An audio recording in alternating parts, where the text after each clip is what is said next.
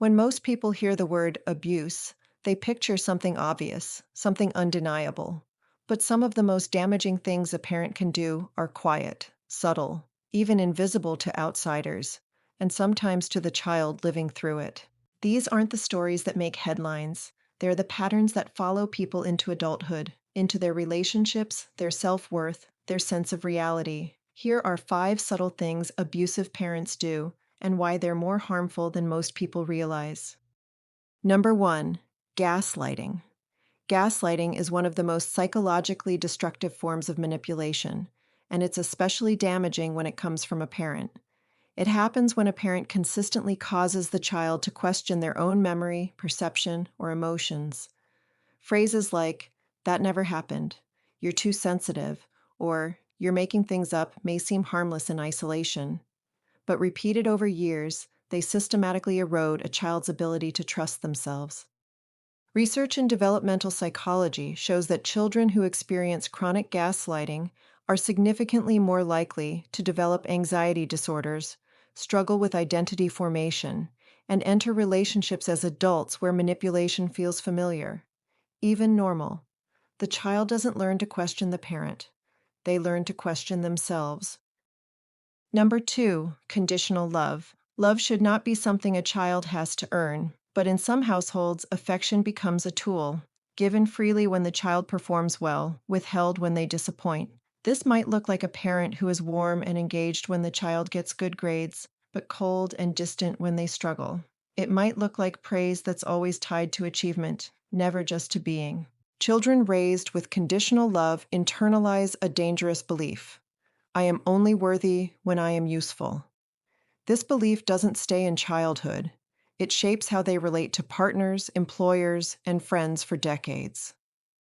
Unconditional love isn't about excusing bad behavior. It's about separating who a child is from what a child does. When that separation disappears, so does the child's sense of inherent worth.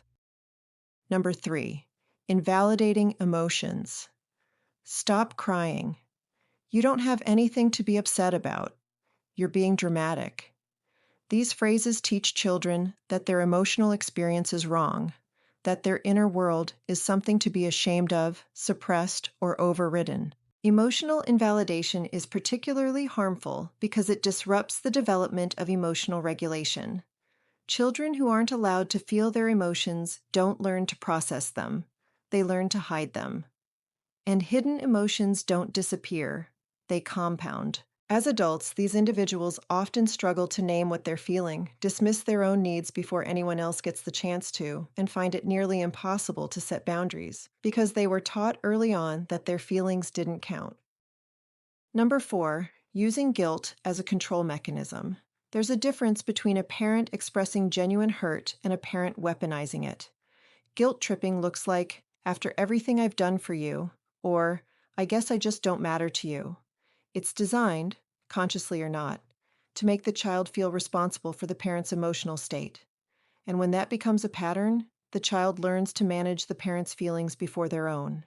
This is sometimes called emotional parentification. The child becomes the emotional caretaker of the adult, a role no child should ever occupy. The long-term impact is profound: chronic guilt, difficulty making independent decisions, a persistent fear of disappointing others, and relationships where the person defaults to people-pleasing even at great personal cost. Number 5, dismantling independence. Some parents maintain control by making their child incapable of functioning without them. This can look like never allowing the child to make decisions, solving every problem before the child has a chance to try, or subtly undermining every attempt at autonomy with criticism or ridicule. On the surface, it can look like love, like protectiveness, but it is, at its core, about the parent's need for control, not the child's need to grow. Children who aren't allowed to develop independence don't just struggle with practical skills, they struggle with identity.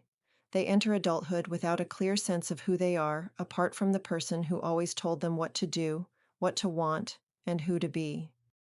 Healthy parenting means gradually releasing control, trusting the child with more responsibility as they grow. When that never happens, it doesn't just delay development, it arrests it.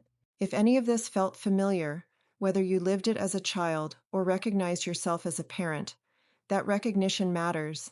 Many of these behaviors are passed down through generations. Parents who do these things aren't always doing them with malicious intent, but intent doesn't determine impact. Understanding these patterns is the first step toward breaking them, for yourself and for the people who come after you. If you're navigating the effects of childhood emotional abuse, speaking with a licensed therapist can make a significant difference. You don't have to keep carrying something that was never yours to carry. If this resonated with you, share it with someone who might need to see it, and subscribe for more content on psychology, mental health, and understanding the patterns that shape us.